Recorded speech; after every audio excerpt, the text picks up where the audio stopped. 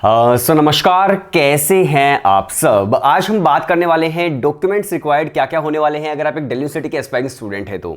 और देखिए बहुत बार ऐसा होता है कि जब हम एडमिशन लेने के लिए दिल्ली यूनिवर्सिटी के अंदर जाते हैं या फिर जब हम अप्लाई करते हैं डीयू के लिए, तो जो डॉक्यूमेंट्स हमसे मांगे जाते हैं हमारे पास वो उस टाइम पर नहीं होते और उस वजह से हमारा काफ़ी टाइम जो है वो खराब हो जाता है। तो इसी वजह से आज मैं आपको बताने वाला हूँ कि कौन कौन से डॉक्यूमेंट्स आपको चाहिए होंगे एडमिशन के टाइम पर, ताकि आपका जो टाइम है वो बच सके और आपको सारे के सारे डॉक्यूमेंट्स के बारे में पता चल सके। वीडियो शुरू करने से पहले एक छोटी सी इन्फॉर्मेशन और मैं आपको देना चाहूंगा कि अगर आप प्रिपरेशन करना चाहते हो, मान लीजिए बीबीए के लिए, बीएमएस के लिए या फिर आईपीएम के लिए, अगर आप यूनिवर्सिटीज टारगेट कर रहे हो एंट्रेंस एग्जाम, जैसे कि दिल्ली यूनिवर्सिटी से आप बीबीए बीएमएस करना चाहते हो, क्राइस्ट है, सिम्बायोसिस है, नार्से मुंजी है, जेवीएस है, इपमेट जिपमेट आईएम्स के अंदर आप जाना चाहते हो, आईपीयू के अंदर आप जाना चाहते हो, तो हम लोग आपकी प्रिपरेशन भी करवाते हैं।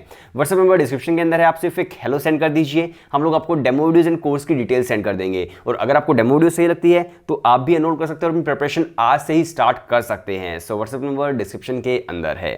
चलिए बात करते हैं documents required at the time of admission. अब देखिए आज से करीब 3 या 4 साल पहले दिल्ली यूनिवर्सिटी के अंदर बहुत सारे सर्टिफिकेट्स मांगे जाते थे, जिसके अंदर आपका करेक्टर सर्टिफिकेट भी होता था, जिसके अंदर आपकी एसएलसी होती थी, माइग्रेशन होता था। लेकिन लगभग 3 साल पहले दिल्ली यूनिवर्सिटी ने अपने जो सर्टिफिकेट्स हैं वो काफ़ी कम कर दिए हैं। ये सब आपसे नहीं मांगा जाता है, अभी काफ़ी कम सर्टिफिकेट्स आपको देने होते हैं। और देखिए आप अक्सर एक वर्ड सुनते होंगे कि सारे के सारे सर्टिफिकेट जो है वो सेल्फ अटेस्टेड होने चाहिए। तो सेल्फ अटेस्टेड का मतलब क्या होता है? सेल्फ अटेस्टेड का मतलब होता है कि जो भी आपके ओरिजिनल डॉक्यूमेंट्स हैं उनकी फोटोकॉपी के ऊपर आपके सिग्नेचर होने चाहिए। आप जो साइन कर देते हो तो उसको बोल जाता है कि ये सेल्फ अटेस्टेड है, कि आपने ही ये सबमिट किए हैं। अगर इसके अंदर कोई भी वैल्यू गलत है, कुछ एडिटेड है, तो आप उसके लिए रिस्पॉन्सिबल होंगे। तो इसलिए सेल्फ अटेस्टेड आपके पास सारे के सारे डॉक्यूमेंट्स होने चाहिए। अब बात करते हैं कि मान लीजिए अगर आप एक जनरल स्टूडेंट हैं और आप बिल्कुल सिंपल तरीके से एडमिशन ले रहे हो, कोई स्पोर्ट्स कोटा आपके पास नहीं है, कोई दूसरा कोटा नहीं है, आप सिंपली जनरल स्टूडेंट और आप एडमिशन ले रहे हो दिल्ली यूनिवर्सिटी के अंदर, आपको क्या क्या चाहिए होगा?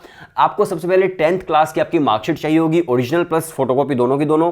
इसके अलावा आपको 12th क्लास की अपनी मार्कशीट चाहिए होगी, अगेन ओरिजिनल एंड फोटोकॉपी जो कि सेल्फ अटेस्टेड होनी चाहिए। इसके अलावा आपको फोटो एंड सिग्नेचर चाहिए होगा। सिर्फ यही डॉक्यूमेंट्स आपको चाहिए, इसके अलावा दूसरा कोई भी डॉक्यूमेंट आपको नहीं चाहिए अगर आप जनरल हैं तो। मैं सिर्फ जनरल की बात कर रहा हूं यहां पर। अब यहां पर थोड़ी सी कॉम्प्लिकेशंस बढ़ने शुरू हो जाते हैं अगर आपके पास कोई रिजर्वेशन है तो उसके हिसाब से। अब मान लीजिए अगर आपके पास कोई रिजर्वेशन है, चाहे फिर आप एससी से हैं, एसटी से हैं या फिर कोई रिजर्वेशन आपके पास है, तो 10th एंड 12th की मार्कशीट तो आपकी हो ही जाएगी, प्लस आपको रिजर्वेशन सर्टिफिकेट भी लगाना होगा, अपना कास्ट सर्टिफिकेट लगाना होगा, एंड कास्ट सर्टिफिकेट के साथ साथ आपको अपना इनकम सर्टिफिकेट भी लगाना होगा। जनरल को कोई भी इनकम सर्टिफिकेट या फिर कास्ट सर्टिफिकेट लगाने की कोई जरूरत नहीं है, लेकिन अगर पास कोई कास्ट का रिजर्वेशन है तब आपको ये लगाने की जरूरत पड़ेगी, ये दोनों डॉक्यूमेंट्स। इसके अलावा मान लीजिए अगर आप जैसे फिजिकली डिसेबल्ड हैं या फिर आप मान लीजिए पीडब्ल्यूडी आपका सर्टिफिकेट है, तो पीडब्ल्यूडी का सर्टिफिकेट आपके पास होना चाहिए अगर आप उसके अंदर अप्लाई कर रहे हैं। तो अब देखिए जैसे आप फॉर्म फिल करते हो तो फॉर्म के अंदर आपसे पूछा जाता है कि आप किस कैटेगरी के अंदर फिल कर रहे हो, तो मान लीजिए आप जो भी कैटेगरी वहां पे फिल करते हो तो तुरंत वो उसका सर्टिफिकेट आपसे मांग लेता है। इसके अलावा देखिए मान लीजिए आप बहुत सारे स्टूडेंट हैं कि दिल्ली यूनिवर्सिटी के अंदर अलग अलग तरह से एडमिशंस होते हैं, जैसे कोई स्पोर्ट्स कोटा से एडमिशन लेना चाहता है, कोई ईसीएस से एडमिशन लेना चाहता है, एक्स्ट्रा करिकुलर एक्टिविटीज से। तो अगर आपके पास कोई भी सर्टिफिकेट है, नेशनल का, स्टेट का, डिस्ट्रिक्ट का, जो भी आपके अपने वहां पे टिक किया होगा, तो वो एग्जिट सर्टिफिकेट आपसे मांगा जाता है एडमिशन के टाइम पर फॉर्म फिल करते वक्त भी। तो आपके पास स्पोर्ट्स का या फिर ईसी का होना चाहिए अगर आप वहां से अप्लाई कर रहे हैं तो आप समझ सकते हैं कि एक तो जनरल हो गया, 10th एंड 12th की मार्कशीट आपकी हो गई, और दूसरे जो सर्टिफिकेट्स हैं वहां पर आपको जिस भी कैटेगरी के अंदर आप अप्लाई कर रहे हो उसके सर्टिफिकेट्स आपको चाहिए होते हैं, राइट।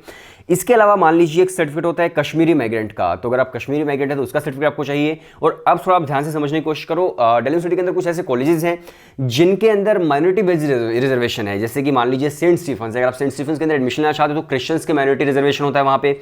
तो क्रिश्चियंस के लिए कुछ मुझे एक्जैक्टली नहीं पता, शायद बैप्टिस्ट सर्टिफिकेट उसे बोला जाता है, तो आपको बैप्टिस्ट सर्टिफिकेट चाहिए होता है जो कि चर्च से वगैरह से आपको मिलता है, तो वो आपको चाहिए होगा।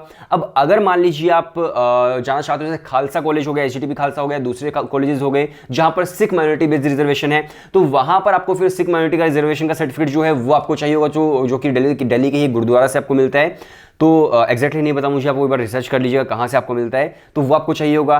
तो अगर आप माइनॉरिटी बेस्ड है तो वो रिजर्वेशन आपको, वो सर्टिफिकेट आपको चाहिए होगा, राइट। सो आई होप आपको क्लियर हो गया है कि अगर आप जनरल हैं, आप सिंपली अप्लाई कर रहे हैं तो भाई बहुत ही सिंपल है, आप आराम से एडमिशन ले सकते हो। लेकिन अगर आप किसी भी स्पेशल कैटेगरी के अंदर अप्लाई करें तो वो पर्टिकुलर सर्टिफिकेट आपके पास होना ही होना चाहिए। सो यही सर्टिफिकेट है दिल्ली यूनिवर्सिटी के अंदर, बाकी कोई भी टेंशन लेने की जरूरत नहीं है, आप आराम से एडमिशन ले सकते हो। चैनल पर सारी अपडेट्स आ जाएंगी। कुछ भी अगर चेंजेस होते हैं तो वो भी इसी चैनल पर आपको बता दिया जाएगा। और वीडियो देखने के लिए शुक्रिया। इसके साथ साथ अगर आप प्रिपरेशन करना चाहते हो BBA BMS या फिर IP MET के लिए तो व्हाट्सएप नंबर डिस्क्रिप्शन के अंदर है। इसके अंदर हम लोग आपको वीडियो लेक्चर्स प्रोवाइड करते हैं, बेसिक से लेकर एडवांस तक के। टॉपिक वाइज टेस्ट आपको मिलते हैं, डाउट सॉल्विंग पोर्टल आपको मिल जाता है, ई बुक्स आपको मिलती है, मॉक टेस्ट आपको मिलते हैं, स्टडी प्लानर आपको मिल जाता है। तो इस तरह से पूरी प्रिपरेशन हम स्टूडेंट्स की करवाते हैं अगर आप BBA BMS और IP MET के लिए प्रिपरेशन करना चाहते हैं तो। अभी एंट्रेंस एग्जाम्स के अंदर टाइम भी काफ़ी कम बचा हुआ है, चाहे कोई भी आप एंट्रेंस एग्जाम उठा सकते हो, जैसे कि क्राइस्ट है, सिम्बाइसिस है, नार्से मुंजे है, जेवियस है, या फिर IPU सेट हो गया, या फिर आपका IPMET ZIPMET है, डेली यूनिवर्सिटी से BBA BMS सबको करनी है। तो कुल मिलाकर हम बोल सकते हैं कि आपके पास लगभग 3 से 4 महीने बचे होंगे अभी, या फिर उससे भी कम टाइम आपके पास बचा होगा। तो अगर आप प्रिपरेशन करना चाहते हो अभी वो परफेक्ट टाइम है। अपने बोर्ड के साथ साथ आप 2 से 3 घंटे डिवोट कर सकते हो और आपकी जो एंट्रेंस का पूरा सिलेबस है वो धीरे धीरे आपका कवर होता चला जाएगा, और जब आपका एंट्रेंस आएगा तब तक आपका पूरा सिलेबस कवर हो चुका होगा। सो व्हाट्सएप नंबर डिस्क्रिप्शन के अंदर है। एंड वीडियो देखने के लिए शुक्रिया, और भी ऐसी वीडियोज़ आती रहेंगी।